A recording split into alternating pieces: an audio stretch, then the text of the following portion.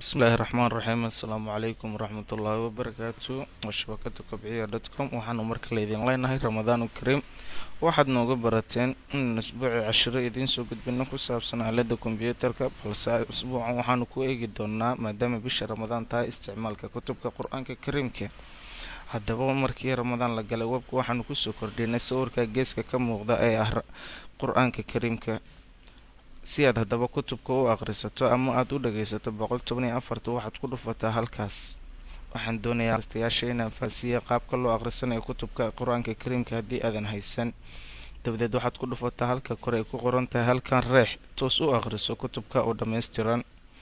halkanna waa halka dhagaysiga, balse waxaan doonayaa akhrinta inaan idiin fududeeyo. halkaas akhrintaa ku dhuf. dabadeed halka akhrinta markaa ku dhufato waxaa kusoo bixi doona kutubka Qur'aanka oo halkaani ku yaala.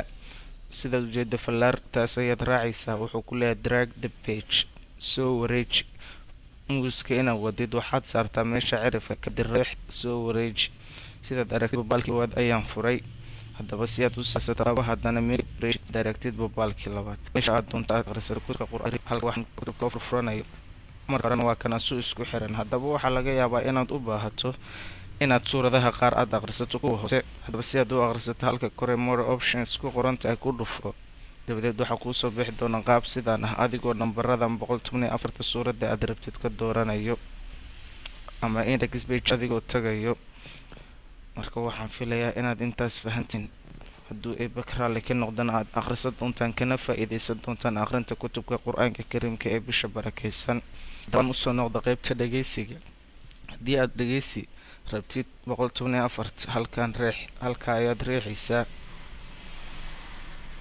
halkaas markaad reexdo doona download garayso ama dhagayso. waxaa inoo aqrinayo Sheekh Cali Suufi, allaha khayr ka gaarsiiye. si aad suuradul Faatixa u dhagaysato dhagayso ku dhufo. waxaa laga yaabaa inuu kusoo saaro open. aniga halkaa hoose ayuu isoo dhigayaa. kabacdi markuu halkaa hoose kusoo dhigo 2 jeer kalik.